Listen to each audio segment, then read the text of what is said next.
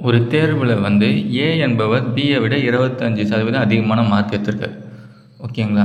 B ஒரு mark எடுத்தார், அதோட 25% கூட்டிங்கன்னா அது ஏவோட மார்க்கு. அடுத்தது பி வந்து சியை விட 10% வந்து கம்மியாக எடுத்திருக்காரு. சி வந்து டியை விட 25% அதிகமாக எடுத்திருக்காரு. டி வந்து 500க்கு 320 மார்க் எடுத்திருக்காரு. ஓகேங்களா? இப்போ வந்து ஏவோட மதிப்பெண் தான் நம்ம கண்டுபிடிக்கணும். இந்த கொஸ்டின் பேப்பரோட மற்ற சம்ஸ் பார்க்கணும், டிஸ்கிரிப்ஷன் இருக்க பிளேலிஸ்ட்டை வந்து செக் பண்ணி பாருங்கள். ஃபஸ்ட்டு அவங்க புத்தகத்தை வந்து இந்த மாதிரி எழுதிக்கலாம். ஏ வந்து நான் சொன்னாங்க பியை விட 25% வந்து அதிகமாக எடுத்தார். ஓகேங்களா? அதாவது பியோட மார்க் நமக்கு தெரியாது, அந்த மார்க் கூட 25%. இப்போ நான் மார்க் எடுத்தாரோ இதோட 25% கூட்டினீங்கன்னா ஏவோட மார்க்.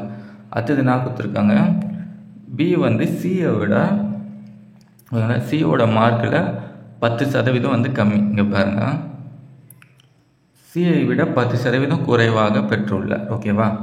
அப்போ சி மைனஸ் 10%. ஓகேங்களா? இவ்வளோ மார்க் எடுத்துப்பார், அதில் 10% கழிச்சிக்கணும்.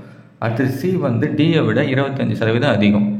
டியோட மார்க் கொடுத்துட்டாங்க இல்லையா? அப்போ வந்து டியோட மார்க்கை வந்து 25% ஆட் பண்ணிங்கன்னா சி வந்து கிடச்சிடும். அதுதான் வந்து இங்கே பண்ணியிருப்பேன். சி வந்து என்னது டி ப்ளஸ் 25%. ஓகேங்களா? அதாவது ஃபஸ்ட்டு என்னது டியோட மார்க்கில் 25% ஆட் பண்ணிக்கணும். ஓகேங்களா?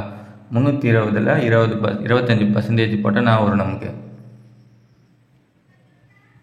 இந்த 0 அடிச்சிடலாம். அப்புறம் 5 டேபிள் வச்சுன்னா கிடைக்கும். இது வந்து 5 டைம் வரும், இது 2 டைம் வரும். 2 டேபிள் வச்சுன்னா வரும் 16.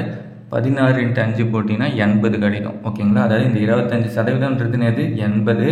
அது கூட நான் ஆட் பண்ணிக்கணும், டி ப்ளஸ்ன்னு இருக்கு பாருங்க, அது கூட டியோட மார்க்கே ஆட் பண்ணிக்கணும் 360. ஓகேவா? 360 கூட 80 ஆட் பண்ணால் வரும் 400 தான் வந்து சியோட மார்க் வந்து 400. ஓகேவா?